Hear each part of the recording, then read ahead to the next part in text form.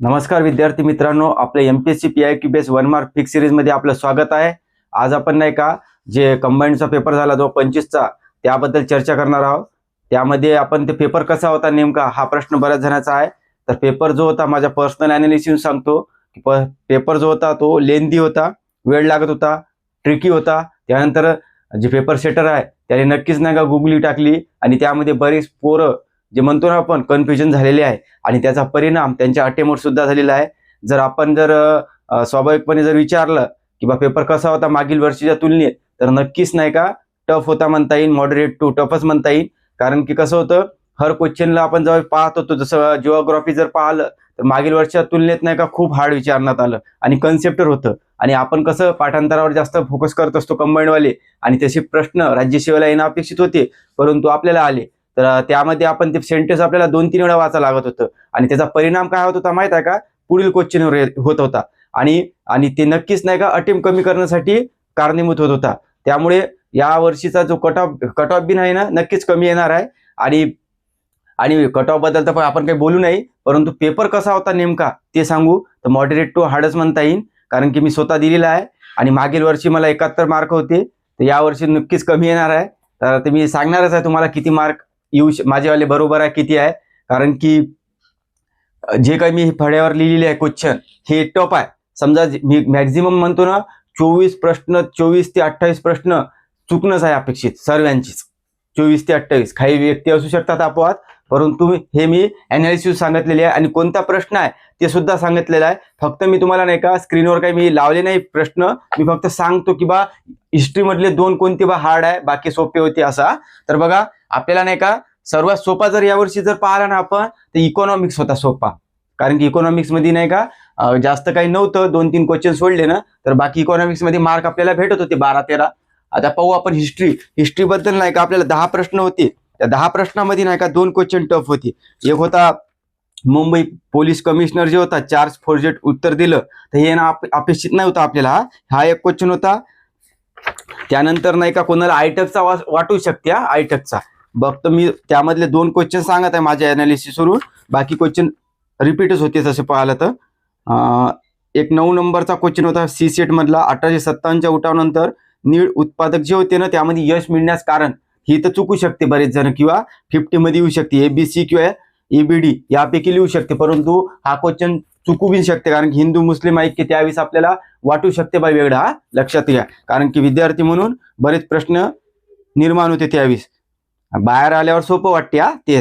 तर हे 2 क्वेश्चन आहे हिस्ट्री मधले, बाकी क्वेश्चन सोपे होते। एक तुम्ही 3 क्वेश्चन पकडू शकता कोणी, किंवा 2, लक्षात ठेवा, परंतु आपण मिनिमम पकडण्याचा प्रयत्न करू। त्यानंतर भूगोल जे होता, जिओग्राफी मध्ये 5 क्वेश्चन जवळपास 5 ते 6 क्वेश्चन टफ होत्या, याच्यामध्ये 5 मार्क जरी आले म्हणजे बरोबर आहे। तर बघा एक क्वेश्चन होता ते आपल्याला विचारलं तुर्बे जे अणुभट्टी आहे ते, त्यानंतर कोळसा खान क्षेत्र, हा टफ होता या क्वेश्चन। त्याच्यानंतर बघा महाराष्ट्राच्या पर्जन्याबाबत विचारण्यात आला होता आपल्याला, हा बी टफ होता। हे दोन्ही क्वेश्चन जे होते ना वेळ खाणारे होते, कारण की आपल्याला ते सेंटेन्स पुन्हा वाचा लागत होतं आणि नक्कीच वेळ खात होतं आणि अटेम्प्टवर त्याचा परिणाम होणार होता, हे लक्षात ठेवा हे 2 क्वेश्चन। त्यानंतर बघा आपल्याला सिंधू नदीच्या उपनद्यावर प्रश्न विचारण्यात आला होता। मी तर वरीलपैकी सर्व नव्हतं, परंतु आपल्याला नाही का हे माहीत पाहिजे होतं की बा याचा उगम कुठं आहे, तर त्यामुळे हा सुद्धा वेळ खाणारा होता, कारण की आपण पुन्हा सेंटेन्सवर येणार होतो, लक्षात ठेवा हा क्वेश्चन सुद्धा टफच म्हणतो मी। त्यानंतर बघा एक होता आपल्याला ते कृषी विद्यापीठावर विचारलं होतं, तिथं मुंबई आहे का पुणे आहे, याचं पुणे असायला पाहिजे, एबी बरोबर। जर याचं उत्तर एबीसी दिलं तरी सर्वांचं बरोबर येणार, परंतु एबी दिलं ना तर तिथं पुणे आहे, कारण की हे प्रश्न जे आहे ना राज्यसेवेला आलेले आहे। मुंबई म्हणजे महाराष्ट्र कृषी विद्यापीठाचे मुख्यालय पुणे लिहित आहे, स्थापना कुठे झाली हे त्यांना दिलेलं आहे, तर त्यामुळे त्यांना हे इन्स्टिट्यूट ठरू शकते याचा, लक्षात ठेवा। परंतु याचं वरीलपैकी सर्व दिलं तर काही सर्वांचा बरोबर येणार, परंतु जर त्याने एबी दिलं ना टफ आहे, हे लक्षात ठेवा। त्यानंतर बघा आपल्याला ते विचारण्यात आलं होतं की बा रायरेश्वर आपल्याला जे डोंगर रांगा विलग होते ना ते कोणत्या नद्यामुळे, हा प्रश्न होता परंतु सोपाच होता, परंतु इथं टाइम लागत होता तुम्हाला। कसं तुम्ही तिथं आठवत होते, ट्रिक आठवत होते कोणत्या नद्यामुळे, ज्याने 1 मिनिट तर खाणारच होता हा प्रश्न जर तो, कारण की आपण चेक करतो ना सर्व बरोबर आहे का नाही, की चुकलं काही तर बरं वारंवार, तर त्यामुळे प्रश्न म्हणून लेंदी होता। सोपा होताच प्रश्न परंतु लेंदी होता। लेंदी म्हणजे काय, आपल्याला वेळेत सुटणं अपेक्षित असते, लक्षात घ्या। त्यानंतर हे कोपेन हवामान जे आहे हे राज्यसेवेचा फेवरेट टॉपिक आहे. आपल्याला त्रिवार्ताबद्दल विचारलं जाते हा, लक्षात ठेवा. हे त्यांनी आता कोपेन हा रिपीटच क्वेश्चन आहे हा, लक्षात ठेवा. परंतु AMW निघत होतं हे, कारण की आपण AM बद्दल वाचत असतो मान्सून. परंतु जर आपण पूर्ण जर एखाद्या आपल्याला नवीन मुलं आहेत याला वारंवार नाही का पर्याय चेक करायला लागतो, हा सुद्धा आपल्याला जाऊ शकतो. समजा जर वेळ बरोबर येऊ शकते परंतु वेळ लागू शकते. त्यानंतर बघा वैतरणा तानसा उल्हास नदीच्या उपनद्या, फार मायक्रो विचारलं त्यांनी आणि तिथं वाटलं की असं वाटते आपल्याला की बा वैतरणा तानसा उल्हास नदी उपनदी असू शकते असं वाटू शकते, परंतु त्यांनी नाही का ए चूक दिलेला आहे BC. म्हणजे पेपर सेटरनं फार मायक्रो नाही का कीवर्ड घेतलेली आहे, लक्षात ठेवा. हे बिन वेळ खवच होता आणि लेंदी होता हा, लक्षात ठेवा. त्यानंतर महाराष्ट्रात लोकखनिजाचे साठे विचारले सर्वात जास्त, आणि आपण लोकखनिज कुठं आढळते हे करत असतो आणि पर्सेंटेज सर्वात जास्त नाही करत, परंतु हा सुद्धा वेळ खाणार होता. आणि इथं आपण काय करत होतो माहिती आहे का, पर्यायामध्ये तिथं सर्वच होते लोकखनिजवाले, तर तिथं वारंवार नाही का कोणतं मारायचं, गडचिरोली मारायचं, चंद्रपूर मारायचं, यामध्ये कन्फ्युजन असू शकते बऱ्याच जणांचा, लक्षात ठेवा. आणि परिणाम काय, वेळेचा, कारण की वेळ लागणार अशा क्वेश्चनले. त्यानंतरचा क्वेश्चन होता आपल्याला पाणलोट क्षेत्र विकास कार्यक्रम. हा अभ्यासाचा भाग नव्हता, परंतु हे राज्यसेवा मेन्सला नाही का भूगोलमध्ये पाणलोट क्षेत्र विकास कार्यक्रम कृषीमध्ये दिलेला आहे, तिथं बरेच क्वेश्चन आलेले आहे. परंतु हा नवीन असल्यामुळे आपण ते क्वेश्चन वाचतो, कारण की सेंटेन्स जे आहे वारंवार वाचतो, 2 वेळा तरी वाचतो, त्यामुळे वेळ खाणार आहे. आणि याचं उत्तर AB किंवा B या दोनपैकी असायला पाहिजे, लक्षात ठेवा. परंतु असे क्वेश्चन जर आणून आले तर वेळ लागणार आहे हा, लक्षात ठेवा. असे क्वेश्चन होते बरेच हा. त्यानंतरचा क्वेश्चन बघा, आपल्याला विचारला होता स्टार्टअप मध्ये अखिल भारतीय स्तरावर महाराष्ट्र राज्याचा वाटा किती होता. तर लक्षात ठेवा हा क्वेश्चन इझी नव्हता, वेळ खाणार होता, कारण की आपल्याला 22 मारायचं का 23 क्लोज होतं. परंतु याचं उत्तर कोणी 19 देत आहे, हे चुकणंच अपेक्षित आहे आणि टप लेवलचा क्वेश्चन आहे, लक्षात ठेवा. आणि वेळ खाते हा असे क्वेश्चन, कारण की आपल्याला माहित नसते डायरेक्ट. त्यानंतर रिझर्व्ह बँकेचा जो होता डॅशबोर्ड अंतर्दृष्टी, इथं सुद्धा आपला वेळ जाणार होता, टप क्वेश्चन होता, लक्षात ठेवा. त्यानंतर इकॉनॉमिक्सचे 2 क्वेश्चन्स आहे.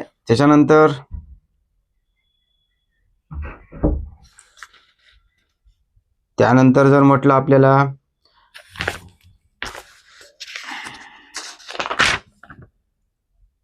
ते मेक इन इंडियाच्या बद्दल म्हणत आहे कोणी, मत्स्यपालन येत नाही, परंतु ते पेपरच्या नंतर कळत असते, पेपरहून आल्यावर की मत्स्यपालन असते का, इतकं मायक्रो लेवलवर आपण वाचत नसतो, लक्षात ठेवा. याचं उत्तर वरीलपैकी सरळच लिहिणं अपेक्षित आहे आपण, आणि जर इथे ABC दिलं हे चुकणंच अपेक्षित आहे आपल्याला. म्हणजे पेपर सेटरचा दिमाग कसा होता माहिती आहे का, जर हे चुकण्यासाठी टाकण्यात आलं असेल तर चुकणारच होता, लक्षात ठेवा. म्हणजे अशा क्वेश्चनसाठी आपण टाटा वाढवत नसतो. इथं सर्वच जण चुकणार आहे जे मेरिट मध्ये येणारे आहे, लक्षात ठेवा. असे बरेच क्वेश्चन होते यावेळेस हा. त्यानंतर बघा आपल्याला विचारण्यात आला होता करंट अफेअर, म्हणजे 2 ते 3 क्वेश्चन आहे इकॉनॉमिक्स मध्ये जवळपास टफ, बाकी इझी होते, लक्षात ठेवा. त्यानंतर आपल्याला करंटचा बघा, एअर न्यूझीलंड जे आहे, एअर न्यूझीलंड याचा आपल्याला CEO विचारला होता, आणि आपल्याला हे माहित अपेक्षित नव्हतं, कारण की आपण इतकं मायक्रो लेवलवर वाचत नसतो. परंतु आपण ऑप्शनच जात असतो, अरविंद कृष्णा किंवा अरविंद श्रीनिवास. म्हणजे इथं 2 वेळा कॉमन अरविंद आहे, या 2 पैकी उत्तर मारतो आपण, परंतु I1 म्हणजे उत्तर काय राहील, निखिल रविशंकर. इथं सर्वजण चुकणं अपेक्षित आहे, लक्षात ठेवा. हे क्वेश्चन कोणाचा येते बरोबर, ज्यानं वाचण्यात आलं आहे, परंतु ही गोष्टी वाचण्याची नाही आहे, कारण की आपण न्यूझीलंडचा CEO एअरचा वाचत नसतो, लक्षात ठेवा. पहिलं असतं तर आपण काहीतरी सांगत होतो की बा सोपा होता म्हणा, लक्षात ठेवा. त्यानंतर बघा आपल्याला विचारण्यात आला होता ऑड इंडियाचा ब्रँड एम्बेसिडर, हे वाचण्यात आला तर ठीक, नाही त्याचं उत्तर बरेच जण रणवीर सिंग लिहू शकते, काही लिहू शकते, हा सुद्धा टॉप होता. त्यानंतर आपल्याला उपमुख्य कार्यकारी अधिकारी विचारलं होतं दोराबाबू दपर्ती, हे माहित असणं अपेक्षित नाही आहे, आणि लक्षात घ्या. आणि याचं उत्तर आपण काय मारू शकतो त्यावेळेस, ICICI प्रुडेंटियल लाईफ इन्शुरन्स कंपनी, कारण मोठं सेंटेन्स होतं, बाकी काही कॉमनच्या गोष्टीच नव्हत्या, लक्षात ठेवा. तर आपण ICI मारत होतो आणि चुकणं अपेक्षित होता, लक्षात ठेवा. म्हणजे यावेळेस बरेच क्वेश्चन आहे चुकण्यासारखे. त्यानंतर लक्षात घ्या, वाराणसीचा विचारलं होतं युवा आध्यात्मिक शिखर परिषद 2025, त्याने जर विचारलं असतं युवा आध्यात्मिक शिखर परिषद 2025 कुठे झाली, तर हे थोडं बऱ्याच जणांना येऊ शकतो, परंतु त्याने थीम चुकवलेली आहे, लक्षात ठेवा. इथं चुकणं अपेक्षित आहे ना, आपण तिथं काय लिहितो, A व B दोन्ही बरोबर, लक्षात ठेवा, हे चुकणं अपेक्षित आहे. त्यानंतर बघा आपल्याला चीनचं विचारलं होतं जगातील सर्वात मोठी जलविद्युत धरण. आता इथं तुम्हाला नाही का 1 आणि 3 पैकी उत्तर लिहिणं अपेक्षित आहे, कारण ब्रॅकेट मधली माहिती आहे आणि पहिलं सेंटेन्स मोठं होतं, परंतु कोणी इथं चुकूही शकते, लक्षात ठेवा. येलो नदी सुद्धा लिहू शकते कोणी यारलुंग झाग पहिला ऑप्शन लिहू शकते, हे 50 मध्ये जाते.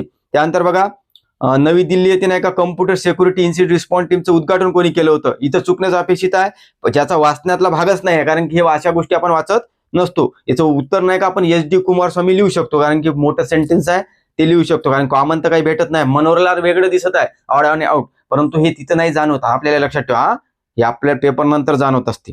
त्यानंतर हा क्वेश्चन सुद्धा टफ होता. त्यानंतर उर्जित पटेलचा जे क्वेश्चन होता हा याले पाहिजे होता, कारण की कसं आहे माहित आहे का, दिलेला आहे आपण वाचतो, कारण की उर्जित पटेल महत्वाचे व्यक्ती आहे ना, गव्हर्नर, ते आंतरराष्ट्रीय नाणेनिधीवर चालले, ते लक्षात येऊ शकते. परंतु काही जणांचा असू शकते की नाही, लक्षात ठेवा, आपापल्यानुसार वेगळं असते. त्यानंतर त्यांनी विचारला होता जागतिक संगीत दिन 9 सप्टेंबर, इथं आपल्याला चुकणंच अपेक्षित आहे. त्यांनी पेपर सेट त्याच टाईपचा केला होता. तर हे इथं थीम बरोबर दिली आणि म्हणजे 21 जून आहे की 9 सप्टेंबर आहे हे यांनी कन्फ्युजन केलं होतं. लक्षात ठेवा, इथं चुकणंच अपेक्षित आहे. हा सुद्धा टफ लेवलचा क्वेश्चन आहे. त्यानंतर GDP विचारण्यात आला होता.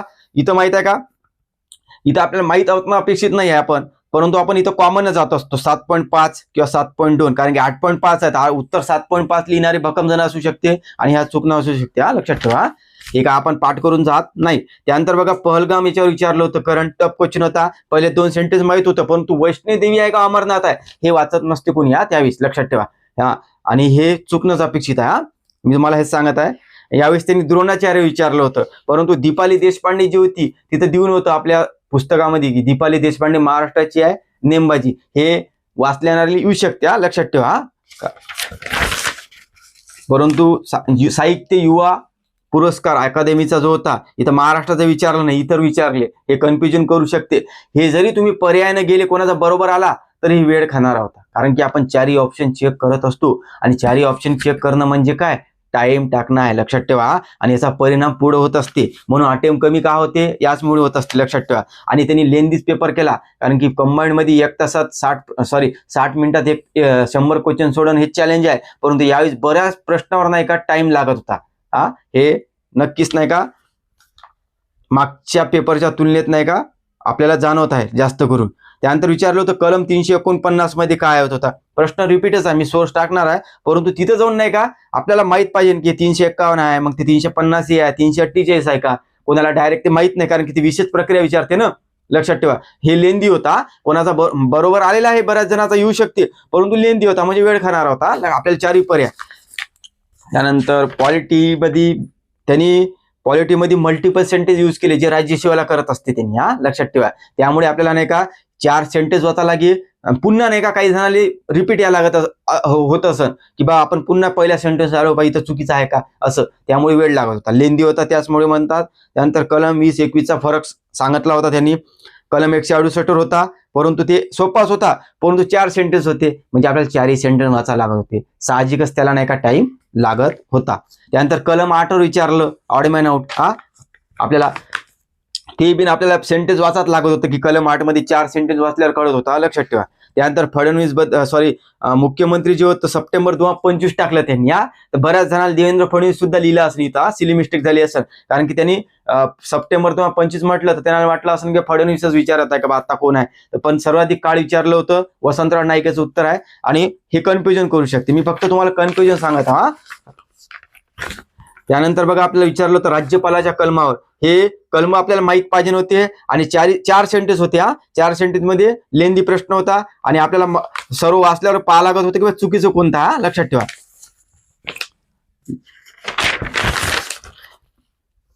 त्यानंतर महाधिवक्त्यावर बिन होतं, तर महाधिवक्त्यावर आल्यावर आपल्याला विचारच करायला लागत होता की बा 1 मे 1960 रोजी झालं का, मग नाही झालं त्याला होल्डवर ठेवा, स्किप करा, मग येऊ, मग अशा गोष्टी होती तिथं. लक्षात ठेवा, हे सुद्धा लेंदीच होता, सोपाच होता, परंतु लेंदी होता. त्यानंतर उपराष्ट्रपतीबद्दल अयोग्य विचारलं होतं त्यांनी लोकसभा कोणाचं हे झालं असू शकते की लोकसभा सदस्य की राज्यसभेचा सदस्य, तर त्यामध्ये कन्फ्युजन होऊ शकते. लक्षात ठेवा.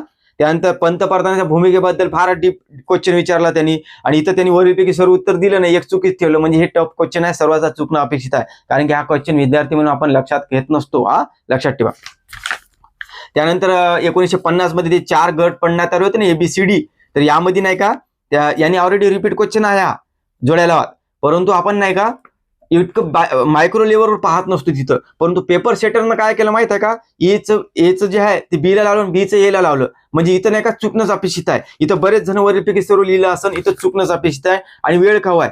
जरी तुमचा बरोबर आला असेल तर तुम्ही तिथे विचार केलाच असेल की म्हणजे A मध्ये आहे का B मध्ये आहे, B मध्ये काय, C मध्ये काय, हे वेळ लेंदी क्वेश्चन होता, लक्षात घ्या. असे बरेच क्वेश्चन आहे यावर्षी आणि बऱ्याच स्टुडंटच्या सांगत आहे की पेपर कसा होता, अटेम्प्ट झाला नाही, लेंदी होता. हे बऱ्याच जणांचं आहे मागील वर्षात तुलनेत. नाही तर पहिले काय म्हणे इझी होता असंच म्हणत जाय ना, आता येत नाही म्हणजे कट ऑफवर त्याचा नक्कीच परिणाम होणार आहे, लक्षात ठेवा.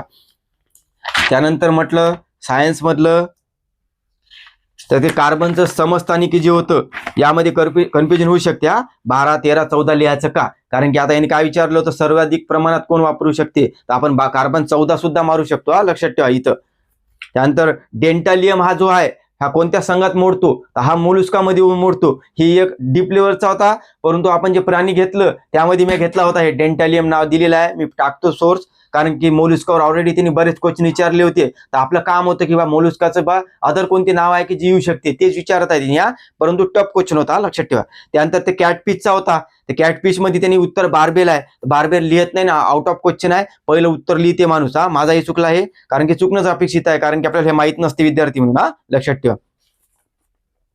जरी आपण बाहेर आलो तो सांगते मुलं की बा दात दात दात आहे ना तिथं, शेवटी ते कॉमन आहे बा, आउट मॅन आउट बार्बेल लिहायचं असं नसते. त्या आपण कॉमनच जात असतो तिथं, इतक्या गोष्टी आपण म्हणजे इतक्या येणं पाहत नसतो त्यावेळेस, लक्षात ठेवा. हे चुकणंच अपेक्षित आहे क्वेश्चन. मी तुम्हाला हे चुकलेले सांगितलेले आहे, इतके चुकणं अपेक्षितच आहे. त्यानंतर बघा आपल्याला विचारलं होतं की सर्वात आदिम पृष्ठवंशी गटाचा अज्ञाताशी संबंध, फार डीप लेवलचा क्वेश्चन होता. इथं आपण नाही का स्कॉलिडॉन बिन लिहू शकतो आणि पेट्रोमायझॉन बिन लिहू शकतो, लक्षात ठेवा. हे डीप क्वेश्चन आहे. त्यानंतर ते वनस्पतीचा कॅल्शियम जे आहे चयापासाठी बोरॉन उत्तर आहे, टफ क्वेश्चन आहे, इथं चुकलेच असेल बरेच जण. त्यानंतर ते संपूर्ण जे क्लोरोसिस आहे का नेक्रोटिक स्पॉट्स आहे या दोनपैकी एक बरोबर येऊ शकते, नाही तर दोन्ही चुकू शकते असं आहे, कारण की हे टफ लेवलचे आहे. 16 मूलद्रव्याचे जे मायक्रो आणि मोठ्या प्रमाणात कमी प्रमाणात लागते हे आपण इतकं डीप लेवलवर वाचू शकत नाही, लक्षात ठेवा. 16 मूलद्रव्याचं हा क्वेश्चन टफ होते दोन्ही बिना, दोनपैकी एक जरी बरोबर आला तर खूप चांगला आहे, लक्षात ठेवा. त्यानंतर मधुमेह दिन आहे जे आहे 14 जून आहे का 14 नोव्हेंबर आहे, यामध्ये 50-50 आहे आणि एक्झॅक्ट लक्षात नसते आपल्याला, लक्षात ठेवा ह्या गोष्टी.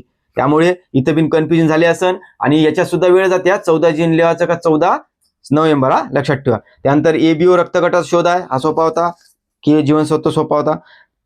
गणितामध्ये नाही का जवळपास 7 क्वेश्चन जे होते ते टफ होते, म्हणजे मीडियम म्हणू किंवा टफ म्हणू, कारण की जीएस मध्येच नाही का आपल्याला मागं नाही का सोपं विचारण्यात आलं होतं, कारण की 1 लाईन जास्त होत्या मागच्या वर्षी. यावर्षी नाही का मल्टिपल क्वेश्चन होते वेळ खाणारे, आणि त्याचा परिणाम इथं झालेलाच असं मॅथ अँड रिजनिंग मध्ये, कारण की मॅथ अँड रिजनिंग मध्ये नाही का ज्या व्यक्तीने 10 क्वेश्चन जरी बरोबर आले असेल त्यांची, तर ते खूप चांगला स्कोर आहे मागच्या तुलनेत, लक्षात ठेवा.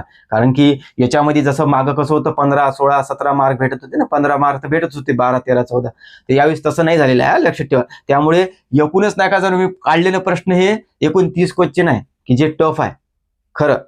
हे माझे जवळपास नाही का 30 ते 32 क्वेश्चन माझेच चुकलेले आहे, सांगण्याचा तात्पर्य आहे. आणि मी खूप मेन्स दिलेली आहे, राज्यसेवा सुद्धा मी दिली 24ची, तिथे माझे 12 मार्कांनी मेन्स राहिली आहे ते. आणि कंबाईन मध्ये मागं मला 71 स्कोर्स होता, आणि ग्रुप सी मध्ये सुद्धा नाही का 60 काहीतरी मार्क होते मला तिथं बी. यावर्षी मला नक्कीच नाही का मागच्या तुलनेत 10 मार्क तर कमीच पडणार आहे, कारण मला माझं जर म्हटलं ना तुम्ही, माझे 68 क्वेश्चन बरोबर येत आहे सध्या आणि 32 चुकत आहे, आणि जवळपास मला 60 मार्क आहे सध्याची आन्सर की ना, फायनल नाही आहे, परंतु 60 क्वेश्चन येऊ शकते बरोबर माझे. आणि हे नक्कीच नाही का हे इतरांचे सुद्धा नाही का कमीच झालेले आहे, हे आपल्याला जाणवावं लागले, लक्षात ठेवा. आणि नक्कीच नाही का यावर्षी कट ऑफवर सुद्धा परिणाम होणार आहे. जवळपास मला अंदाज जर म्हटलं ना 5 ते 6 मार्क कट ऑफ कमीच येणार आहे मागच्या तुलनेत, 55 ते 57 मध्ये येण्याची दाट शक्यता, कारण की अटेम्प्ट जो आहे ना खूप जणांचा कमी झालेला आहे, लक्षात ठेवा. अटेम्प्ट कारण की लेंदी झाल्यामुळे टाइम लागत होता, बऱ्याच जणांचे तर क्वेश्चन सुद्धा झाले नाही, कारण की मागं गणिताचे सोपे होते त्यामुळे सुटले सुद्धा नाही, असे बी नाही, लक्षात ठेवा. तर नक्कीच नाही का ज्यांची नाही का आता सध्या समजा ग्रुप सी एक्झाम आहे, तर त्यांनी नाही का ग्रुप सी वर फोकस करा, कारण की एक संधी आहे तुमच्यापाशी. ज्यांना इथं चुका झाल्या असेल तर इथं तुम्हाला सुधारण्यासाठी आहे, कारण की अखेरीला नाही का आपल्याला संधी भेटत आहे, त्याच्यानंतर नाही का 6 महिने नाही, लक्षात ठेवा. त्यामुळे तुम्ही त्याचा फायदा घ्या, आणि आता याचा जास्त विचार करू नका की कसा गेला. फक्त या पेपर शेटवरून काय करायचं की काय चुकलं ते पहा, काय लॉजिक होतं का काही आणखी, जे करून आपल्याला ग्रुप सी ला डेव्हलप करता येईल, कारण की हाच पेपर सेटर असणार आहे. आणि पेपर सेटरनं खरं सांगणं म्हणजे नाही का खूप चांगल्या प्रकारे नाही का आपल्या दिमागाशी खेळलेलं आहे ते. कारण की युट्यूबवर लॉजिकचे व्हिडिओ खूप आहे का नाही, त्यांना सुद्धा नाही का लॉजिक वर बा एखादी अननोन सेंटेन्स आहे तर बरोबर गृहीत धरा असं केलं होतं ना आपण, तर ते त्यांनी नाही का बऱ्याच ठिकाणी चुकवलेलं आहे. असं नाही मग की बऱ्याच ठिकाणी बरोबर सुद्धा आहे, परंतु चुकलेलं आहे. त्याला माहित आहे की 10-15 जरी क्वेश्चन आपण असे सेट केले तर पेपर टफ होणार आहे, लक्षात ठेवा. हा, त्यांना माहित आहे आणि वेळ खाऊ होणार आहे, कारण की विचार करतो ना आपण नेमकं काय करायचं. तर अशा पद्धतीने जर आपण या पेपरचं अनालिसिस केलं, पर्सनली सांगतो प्राथमिक निरीक्षणावरून, तर नक्कीच नाही का 30 ते 32 जवळपास 28 ते 30 क्वेश्चन टफच होते. यामध्ये चुकणं अपेक्षा 24 तर क्वेश्चन कोणाचे चुकणार आहे, जे चांगला बी नसला ना याच्यात 24 क्वेश्चन आरामसे चुकणार आहे. बाकी तर 40 चुकू शकते, 34 चुकू शकते, आपापल्यानुसार असते अटेम्प्टनुसार. हा, लक्षात ठेवा. अॅक्युरेसी कशी आहे तुमच्यावरती डिपेंड आहे, कारण की मी तर 100चा अटेम्प्ट केला होता, माझे 32 चुकलेली आहे, 68 बरोबर आहे, जवळपास 60 मार्क येते. मागचं जर माझे मार्क जर पाहिले तर मला 71 काहीतरी होते, तर माझी 10.5 मार्कानं कमी झालेलं आहे आणि नक्कीच होणं अपेक्षित आहे. 4 ते 5 तर कुठंच गेला नाही, कट ऑफ कमी येणारच आहे यावर्षी. आणि नक्कीच नाही का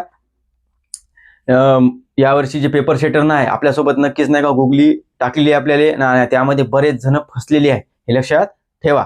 कारण की पेपर सेटरनं नाही का जे युट्यूबवर लॉजिक्स आहे, जे आपण आता पाहालच असं लॉजिक सर्वजण सांगते, तर युट्यूबचा परिणाम नाही का नक्कीच त्यांना नाही का माहित आहे की यांनी नेमकं विद्यार्थ्याला बा लॉजिक करताय, तर त्यांनी लॉजिकच चुकलेले आहे बऱ्याच ठिकाणी. बऱ्याच ठिकाणी बरोबर आहे असं नाही म्हणत, परंतु लेंदी केलेलं आहे की नेमकं बा काय कुठं चुकवायचं. काही प्रश्न असे होते की आपण त्याला बरोबर गृहीत धरतो, कारण की ती माहिती लक्षात नाही, पण तिथं त्यांनी चुकवलेलं आहे, कारण की त्याला माहितच होतं चुकणंच अपेक्षित आहे. आणि एक कट ऑफला कुठतरी नाही का त्यांनी पेपरला मॅनेज करण्याचा प्रयत्न केलेला आहे, लक्षात ठेवा पेपर सेटर. आणि पेपर सेटरनं नाही का आपल्या सर्वांना निकालच लावलेला आहे खरं सांगणं म्हणजे, कारण की फार आपल्या माइंडशी खेळलेले आहे त्यांनी. आणि युट्यूबवर जे काही सुरू आहे ते त्यांच्याशी नक्कीच ते ऍक्टिव्ह आहेच, कारण की ते पाहत आहे की बा नेमकं विद्यार्थ्याला बा कशा प्रकारे बा इझी करून सांगत आहे बा सर्वजण. आणि नक्कीच त्यांचा नाही का त्याच्यावर त्यांनी ते विचार केलेला आहे पेपर सेट करताना असं वाटते. आणि आपला पेपर सेटर हाच असणार आहे, लक्षात ठेवा. हे आणि ग्रुप सी मध्ये कसा पेपर निघेन यापेक्षा हे जे आता निघलं आहे यामध्ये नाही का नेमकं काय आपल्याला वाढवता येते मार्क ते पाहायचं, लॉजिक काय होते, नक्की काय उत्तर येईल हे सर्व पहा. म्हणजे हे पेपर सुद्धा आपल्याला मार्गदर्शन ठरणार आहे. परंतु निगेटिव्ह जाऊ नका, कारण की एक संधी आपल्याला ग्रुप सी ज्या व्यक्तीने भरलेला आहे त्यांनी नक्कीच नाही का ग्रुप सी वर फोकस करा. आता हे झालं याच्यात काय आपण बदल करू शकत नाही. सी वर फोकस करा. सी जरी आली आपली तरी आपल्याला खूप चांगला आहे, कारण की जागा जास्त आहे, तर नक्कीच फोकस करा. साहजिक आहे आपल्यानुसार जर ठरला नाही तर आपल्याला थोडंसं आपण सॅड होणं अपेक्षित आहे, तर लक्षात घ्या. परंतु ग्रुप सी वर फोकस करा. तर आपण याचे नाही का उद्यापासून नाही का एक विषयाचे सोर्स सुद्धा टाकू, जे नवीन मुलं जे आहे त्यांना पण नेमका अभ्यास कसा करायचा त्याबद्दल डायरेक्शन मिळणार आहे. कारण की क्वेश्चन्स होते बरेच, असे म्हणत नाही की बा पेपर पण लेंदी होता. लेंदी म्हटलं कसं एका तासात सोडवणं अपेक्षित, खूप लेंदी काम असते ते आणि होत नाही, लक्षात ठेवा. तर त्यामुळे आम्ही इतकी मेहनत दिलेली आहे तरी सुद्धा आम्हाला नाही का टपच म्हणजे मॉडरेट टू टपच गेला, लक्षात ठेवा. तर बाकीच्या तर समजू शकतो आम्ही, परंतु आता जे नवीन मुलं आहेत त्यांना नक्की डायरेक्शन मिळणार आहे. मागेही टाकले होते आपण, यावर्षी सुद्धा टाकू सोर्स. नक्की काय करायचं आणि काय नाही करायचं हे तुम्हाला समजणार आहे नवीन मुला. तर आजचा व्हिडिओ जर तुम्हाला आवडला असेल तर लाईक करा, कमेंट करा, शेअर करा. धन्यवाद.